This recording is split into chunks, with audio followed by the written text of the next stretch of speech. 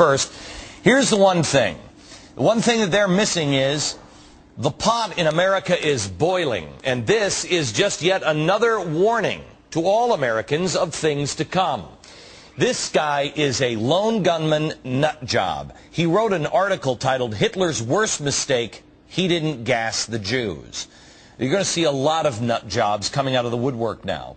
There are two very important things that are happening here. First one, it's what I talked about 2 years ago when I talked about the perfect storm. I said that there is a storm formulating, and it's the economy, it is political correctness, it's corruption in Washington, it's militant Islam, it's all of these things. I said when it comes on shore, there's going to be a go, go, go mentality, and that's what this is. There is a mentality in our enemies. Our country is now vulnerable. Those people who would like to destroy us, our enemies like Al-Qaeda, they'd like to destroy us, and they will work with anyone. There are also people like white supremacists or 9/11 truthers that would also like to destroy the country. They'll work with anybody they can. Coming through our southern border, Al-Qaeda is trying to prepare people. I showed you this video last week. Watch this. 4 pounds of anthrax in a suitcase this big, carried by a fighter through tunnels from Mexico into the U.S., are guaranteed to kill 330,000 Americans within a single hour if it is properly spread in population centers there. What a horrifying idea.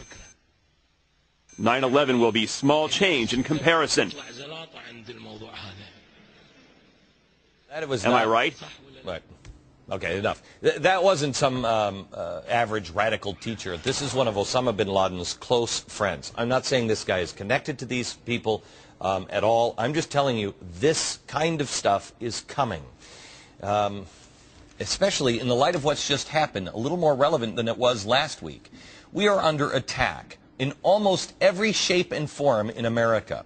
We need to look out for enemies, foreign and domestic. Second, there is going to be a witch hunt, I believe, in this country and quite possibly all around the world for two groups. First group, Jews. It happens every time. Second group, I think, conservatives. 2 years ago, I spoke with Benjamin Netanyahu. I told him, you are being set up. You are being set up. Israel is being set up. Iran's goal of nuclear weapons is putting Israel into the crosshairs, and here's what's going to happen. The rest of the world is going to say, oh, peace, peace, peace.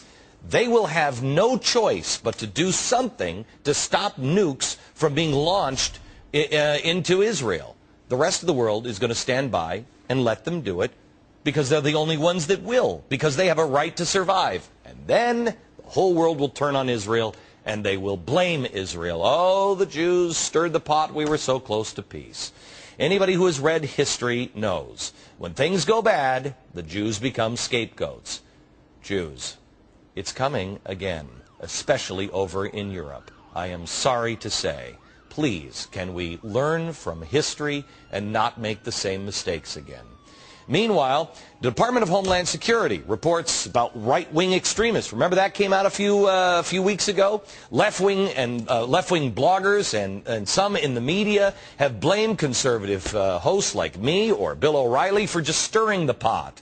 I'm not stirring the pot. I am pointing out that the pot is boiling and there is trouble in America. Since when? Have you ever heard of don't blame the messenger? This is not the work of right-wing conservatives. This is the work of somebody today who is racist, crazy, or most likely both. Common sense tells you there are very hateful people on the right and the left. I'm going to show you some of them in great detail here in a second. The world will use any excuse to come after those people that they now deem unpopular. Whether you choose, and they'll do it for their own power. Whether you choose to ignore it, well, that's your prerogative. There is no longer a question of if the pot is boiling. We can all see that it is boiling. The question is, how do we pull ourselves together and defend ourselves against a common enemy?